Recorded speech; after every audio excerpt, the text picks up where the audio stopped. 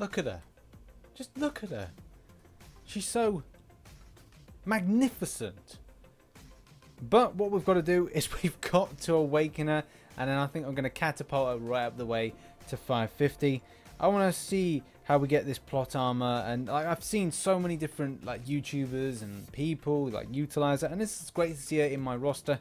So I'm going to put a significant amount of signature levels on her and see what and how this kind of plays out. I'm interested to see the extent of bleed, obviously, and as well, I've seen a lot get like stun, which is nice to see as well. So yeah, gotta try and get this champion up, like incinerate as well. There's so many things going on for Gwenpool. It's unbelievable. Oh, I've got to utilize this. If target is already bleeding, the attack instead gains 100% chance to convert one existing bleed into a bleed, causing 3,470 direct damage over 27 seconds. Man, you have to do an L2 with Captain America World War II in order to get a substantial amount of bleed. That's like instant, like a parry on a bleed and then hitting the heavy attack. That's like 27 seconds of just like intense bleeding. Oh, that's a nice spicy thing there. That is incredibly spicy. Now, with most skill champions, you're not going to see like an extensive amount of stat. And but to start off with, though, even though it's 330, there's a strong critical damage rating of 194.8%. Now, I do anticipate that going up. So let's just do that. Let's use item. Let's use one of my 2 generic awakening gems because, hey, she is worth it. Like that, you know, shampoo advert. Right, so what I've just done is I've just added on an awakening gem, and then I've put on 11 of the skill signatures, and it's kind of reduced down. Like it's as soon as you awaken her, she then gets this kind of thing called plot armor, and it's all based on her kind of like, because she reads comic books and stuff with regards to like, yeah, the good people don't die, and that's the kind of main reason from here. So this percentage is 76.5%, was at 90%, and that's going down gradually. And it's just basically saying that it prevents her from losing more than 76.5% of her current health per hit from special attacks. She also reduces her opponent's defensive ability accuracy based on the current combo count. So it's going to be tight, y'all. I'm going to put on here, I'll put 18 on, we'll get her up to 30. So that should significantly bring down that percentage. Oh, it hasn't, it's just gone to 71%. Okay, fine. I guess I have to get a lot higher in order to benefit from that. So, yeah, I'm quite excited about this. I'm quite tempted to do a skill domination synergy team and see if we can exploit higher bleeds.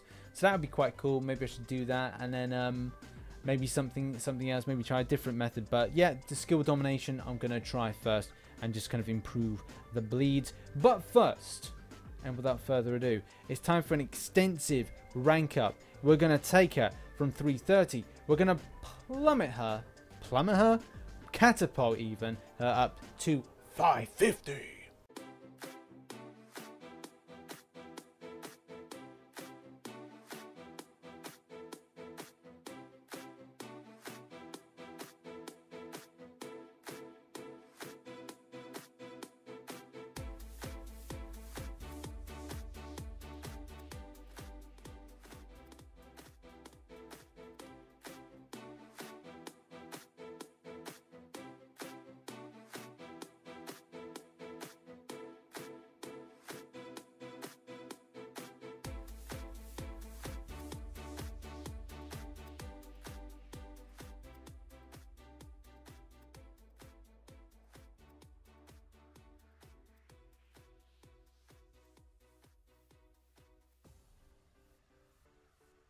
So there we have it. She is now up to 550, 6,222.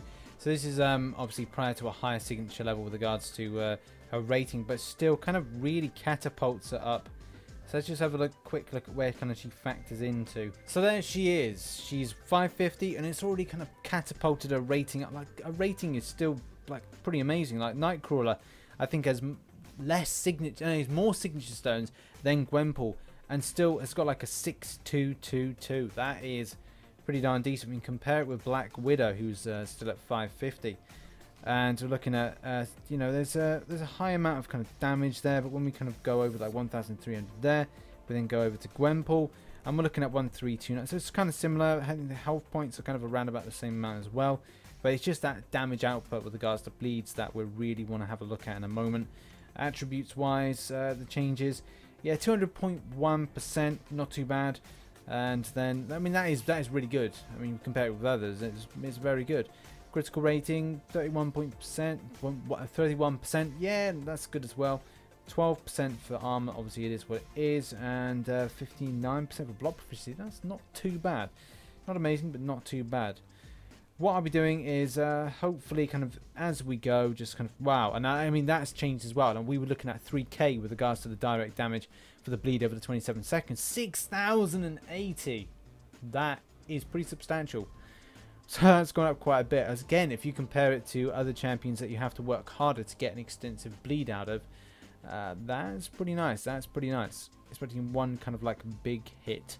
So I am quite excited to get this in, and that's where the stun is. So obviously I was talking about at the start of the video about stun. All attacks have a 3% chance to stun per bleed, active on target, lasting for 0.75 seconds. Obviously if you've got improved masteries around the stun effect, you can increase that a little bit, but 0.75 is pretty fast. You have to really be quick in order to apply something extra on a stun on the enemy. But enough yakking, let's get with the knacking and get her even into a fight situation. Oh, and before we get into the fight, as cunning is, skill advancement was on, so by ranking up to rank 5, I managed to get all of the achievements there and put in a nice 80k.